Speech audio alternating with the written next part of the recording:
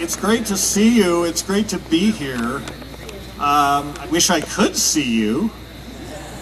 You're just, I see a number of lights out there, and it's sort of like being on a weak acid trip or something. I can't really see you because the lights are in my face, but I know you're there. So, and I'm here, and so we're going to talk. It's a real pleasure again to be invited here. I'm really pleased to see Eureka Springs. It's a fantastic place, and I want to thank the folks that organized this and got me here. It's been difficult to get here, but here we are. And tonight, well, as you can see already, the title of my talk is, I'm not in the way of it, is Defeating the Death Culture. Sometimes I wish someone would defeat the technology. We've had no end of technological challenges getting this simple PowerPoint on this computer from my computer. But I won't bore you with that. I think we're ready to go. I had to translate it into QuickTime, so I don't know if it's going to totally work, but it's pretty simple anyway. So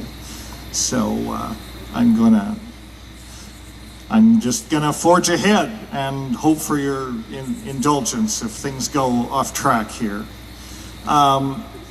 Most of you that have heard me talk, you know I'm an ethnobotanist or ethnopharmacologist, whatever you want to call it.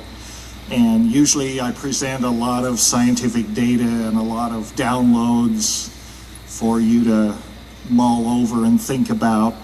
But I'm not going to do that tonight. I'm going to talk in a much more general sort of way about some things that I think we all could do some thinking about.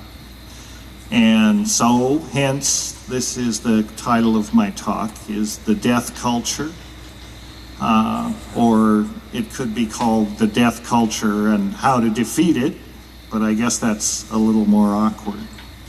So, hopefully, the technology will cooperate. So far, so good. In some ways,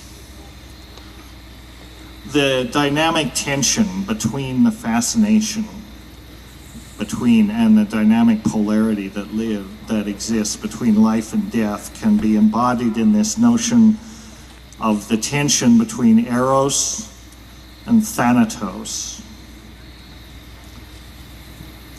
These are Greek terms that symbolize this dynamic tension, and it's actually a term in Freudian psychology. I know that he's not popular anymore, we're probably all Jungians, but he had a few good ideas. And I think these concepts are among them. We have in our culture, particularly in Western culture, we have this fascination with death. We are fearful of it. At the same time, in some twisted way, we're also attracted to it. And a lot of our preoccupation with death is distorted and is really infused into Western consciousness by Judeo-Christianity. Christianity tells us that we are inherently flawed beings. We are born into sin. We all have original sin. And that Christ died for our sins. Christ suffered and died for our sins. And we are supposed to be grateful for that. Our salvation is not to be found in this world. It's not to be found in this life. It's to be found in heaven. They usually don't get too explicit about where heaven is. We're told that we have to reject the temporal world as somehow inherently evil. The very things that sustain life are devalued by the Judeo-Christian tradition. Our job on this planet, our job in this life is to suffer and ultimately to die and to go to our reward in heaven. Heaven is a place where nothing ever happens. So what is the sin that they're talking about? This original sin that we're supposed to feel guilty about, and that we have to be ashamed about, and we have to suffer and regret all of our lives because of this sin that apparently we're born with. Well, the sin is the sin of consuming the fruit of the tree of knowledge. The sin is the sin of becoming conscious, of becoming human, of becoming minded. In some sense, it's the sin of the descent into history, the realization of our biology, the realization of our mortality, shedding the monkey mind. That's the sin.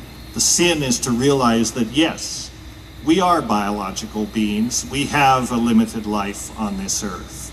We have a mind. We have free will. This is the sin that they bludgeon us with, that we're supposed to feel guilty. And it's a catch-22, because in a sense, we would not be human if we had not committed this original sin. But we are conscious beings. We're distinct from mindless nature.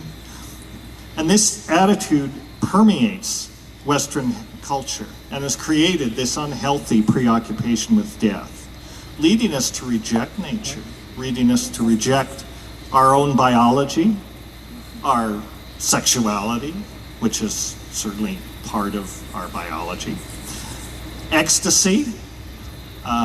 Watching Govinda's concert, I saw far too much of that going on.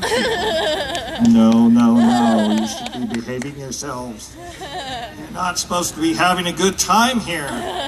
Your job is to suffer. Your job is to focus on the salvation of your immortal soul. Well, there you go. Right. So it's this permeation and this preoccupation with death that has transformed our Western civilization. The Eastern ones, not so much, but the Western Judeo-Christian civilization is a death culture. It's a culture that does not remark the mega deaths of millions, but will want to implement laws to put people in jail for having an abortion. You know, this does not make sense. And the death culture is very clever and very good masters of rhetoric. It likes to distort the rhetoric of the life culture to its own ends. Death culture in the meme wars, in the wars of ideas, in the wars of words, between these polarities of Eros and Thanatos, represents itself and even calls itself the culture of life. So what do they mean by the culture of life? Well, here's some of the death culture values that we're expected to think about, that we're expected to accept.